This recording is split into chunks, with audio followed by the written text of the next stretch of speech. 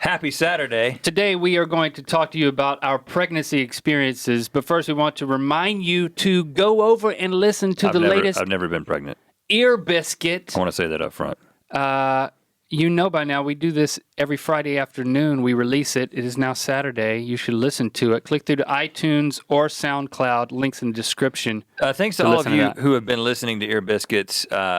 We can see that many of you are listening on SoundCloud and iTunes. But you know what? We want to know, how are you listening to it? What are you doing while you're listening to it? Are you downloading it? Are you just listening to it right there on SoundCloud? Are you subscribing through iTunes? Are you in a car? Are you a pilot?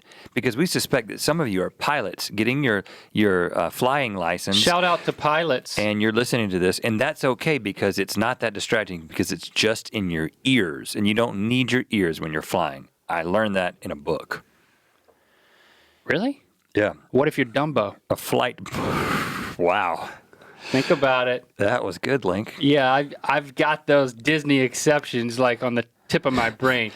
All right, we talked to Julian Smith in this Ear Biscuit. If you're a fan, you're going to be satiated. We talked about his upbringing, how he got into YouTube, and answering the question that is on the forefront of your mind. Julian Smith, where have you been? Why have you not been making comedic videos over the past year? We talk about all this stuff, so you're going to want to listen to the Ear Biscuit to get into that. And we also learned that he's a new father, Link. He has a baby that he made with his wife. Yep. And we didn't talk about the baby making experience, but we talked about the baby delivery experience. Yeah, because being fathers, I always like to ask those questions. You know, what was the circumstances in getting to the hospital? He had a harrowing experience getting to the hospital. Yeah. And then, delivery is it is a traumatic experience. So I thought we could he walked us through some of that, and we can walk you guys through our experience. Now you went being first. in the room when babies are coming into the world. You went first because you have the oldest child between the two of us. That's right. Lily was late. She did not want to be born, and we very much wanted her to be born. Christy very much wanted to get her out of her stomach. After a while, a woman says, you know what? 9 months is a long time. And if it starts to go towards 10, it's like, oh, goodness. I don't think it's technically in the stomach, but we can just bypass right on past that. And I'll tell you about pregnancy and the anatomy of pregnancy. You'll give me an anatomical lesson later. After this. So we go in there and they have to induce labor. Pitocin is the thing that they give. Yeah. Even after that, I'm really into Pitocin. Christy would not pop this baby out. And that's how it's supposed to happen. It's supposed to be like that never happened, even with the Pitocin. And then they made the call. All right, we're going to have to cut you open like a watermelon.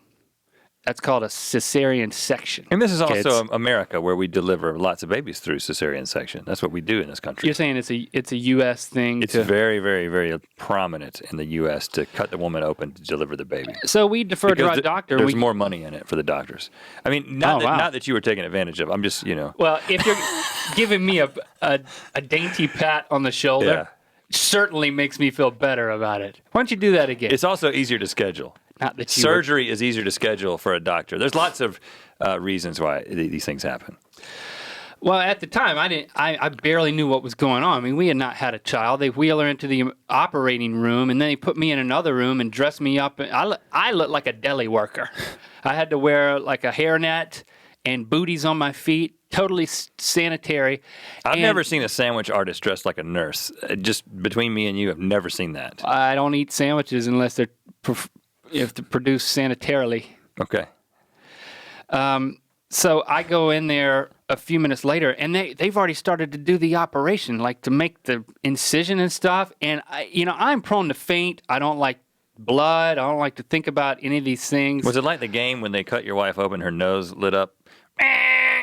Did that happen? No.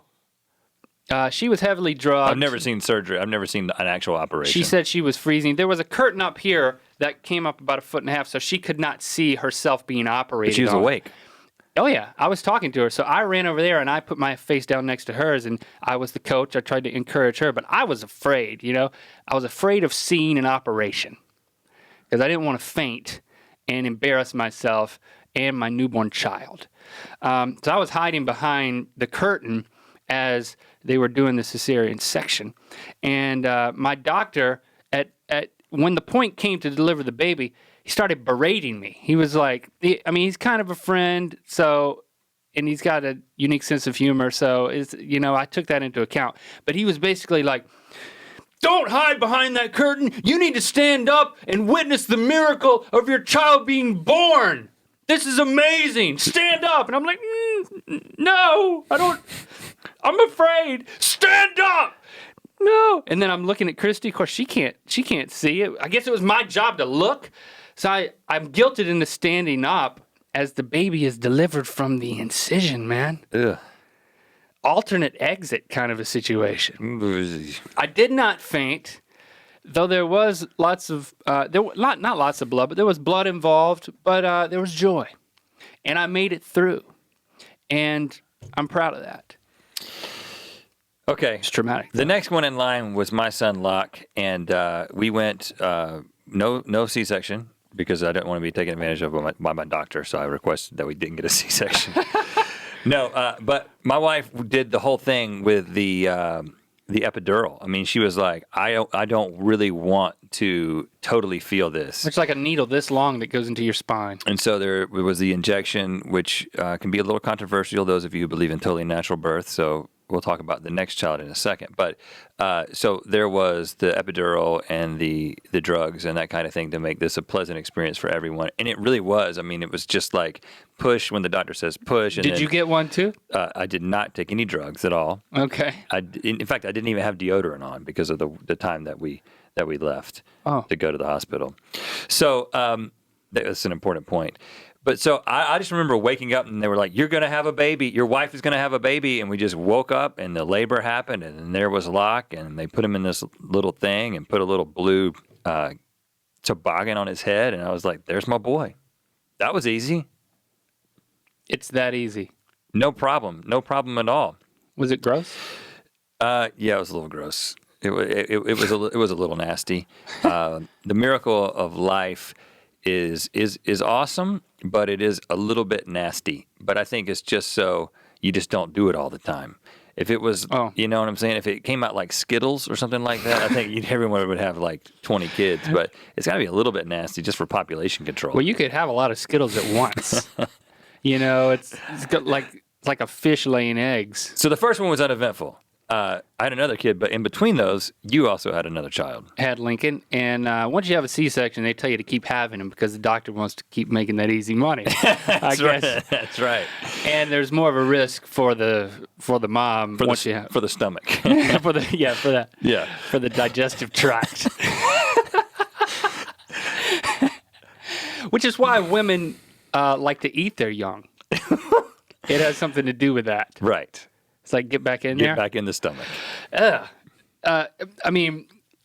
It was basically a cookie cutter experience for the second child. But this time, I don't mean that they performed the C-section with a cookie cutter. But the doctor did not. Same C-section. He didn't same berate doctor. you. He didn't berate you that time. He did. You weren't like, I know you're going to yell at me, so I'm in position this time. No, he was like, you got to stand up. It's like he'd forgotten that I was like, maybe he'll forget. Maybe he's softened. Well, you were like, I don't want to see that again. I know what it looks like. I mean, okay, so I cut the cord with Lily. I will say that I did cut the cord, and then with Lincoln, I did, or maybe Lincoln was the first one I cut the cord. I think that was my growth. Yeah, you cut the cord. Was that I cut the cord second time around? Then I had my second child, Shepherd, and you wanted to name him Skittles, right? For a long time. Last second deal, we went with Shepherd, right? But we ended up thinking we were going to do the same uneventful procedure, epidural, that kind of thing. But just as we got to the hospital, my wife was having very intense contractions, and she was like, I think this baby is coming. I really think the baby is coming. And then the nurse is like, no, listen, you're barely even dilated. The baby's not coming. In fact, let's just get up here and let's do your epidural. And the doctor's at home taking a shower right now, but he'll be in a second. And so then all of a sudden, they're trying to administer the epidural, and Jessie goes, oh, like she was about to be hit by a car. And that was when they said, okay, hold on. And then the nurse checks and she's like, this baby is coming. And she was like, we need a doctor. All of a sudden, a doctor who we had never met. The guy could have been a janitor. I have no idea who this guy was. He did have on scrubs. Comes in and is like. Did he have a broom or a mop? No, he had no bucket with him to catch the baby in or to be a janitor with. And so he just comes in and he's like, how you doing? Sits down, delivers Shepherd, who came out. I mean, we got to the hospital and 45 minutes later was the time of birth. So that's how quickly it happened. And then he's like, good luck. And he walks out the door. Never saw the man again. He could have been an angel. I have no idea who this man was. I don't know. We never got his name. I don't know if he was an employee. He could have been a sandwich artist. Now that I have heard your story, this guy could be a Subway employee who just was like on break and came in and delivered a child. They can do that. So it was a traumatic experience, but it was completely natural for those of you who are into that kind of thing. And then with Lando, there's actually video. You came in and visited Lando like maybe it was the next morning after he was born. Same deal, C-section. I wasn't even there for it. By the time you have the third, like I said before, I wasn't even there. You didn't go in there? I was at home playing Nintendo. It's just third C-section. Now we're done. Okay. I'm pretty sure. I think I'm probably done. So you can compare Julian Smith's experience to ours when you listen to the Ear Biscuit for this week. So don't forget to do that. That's kind of the thing we want you to do. And here's a little excerpt from our conversation with Julian Smith on Ear Biscuits. It was intense. Neither of us really knew what to expect. We haven't, I've never had a kid. Never been through that process. So it was just get to the hospital as fast as possible. Especially because her water had broken. If it was like, if it was just labor, we would have had like 5 hours to chill at the house or whatever. Yeah. And, so we just knew we had to get there. And but the contractions were happening on the 405 and you're like pedal to the metal. Yep. I am not. I'm not going to be the one. I'm kind of a crazy driver. I'm a safe driver. I've never been in an accident that's my fault. Okay.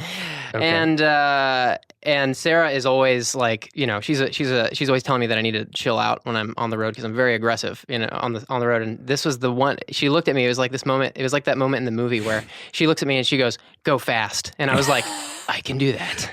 Finally. And we should have babies more often. I went fast. And I got there. I went from Venice to Tarzana in 20 minutes. That is close to a record, if not a record. That has to be a record. So if you like the sound of that excerpt, it's like a free sample at the mall. We just took you around a little trip around the food court, and you took a little piece of sesame chicken from that guy. And now, listen, you really owe it to the guy to eat there. You know what I'm saying? You can't be one of these people that just lives off of free samples. Ear biscuits, please. You had a little nibble of a biscuit. Now go get the whole thing. It's still free, by the way. And let us know how you're enjoying Ear Biscuits. You can comment right there in real time on SoundCloud. You can leave a review on iTunes. You know what? Use your keyboard every once in a while. We enjoy that. Especially if you're a pilot.